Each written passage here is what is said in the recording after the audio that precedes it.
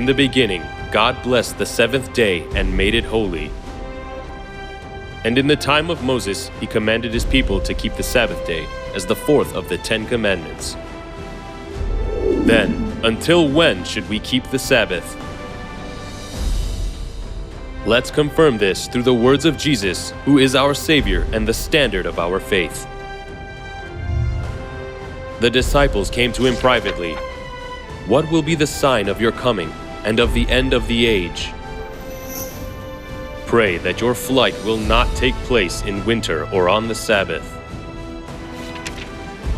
For then there will be great distress, unequaled from the beginning of the world until now, and never to be equaled again." Jesus said that we should pray that the last great distress, unequaled from the beginning of the world until now, and never to be equaled again, will not take place in winter or on the Sabbath. The reason is likely that the cold weather in winter would increase the suffering of the saints. Then, why did Jesus instruct us to pray that the last distress would not take place on the Sabbath? It is because if the last distress occurs on the Sabbath, the saints will not be able to offer complete worship to God.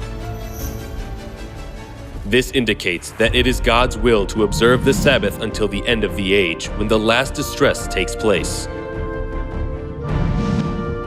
Today, many Christians argue that there is no need to observe the Sabbath in the New Testament times. However, Jesus clearly said, "Pray that your flight will not take place in winter or on the Sabbath." Therefore, it is wrong to insist that there is no need to keep the Sabbath in the New Testament times, and it contravenes the teachings of Jesus. Hence, according to the words of Jesus, pray that your flight will not take place in winter or on the Sabbath. We should keep the Sabbath day holy until the end of the age.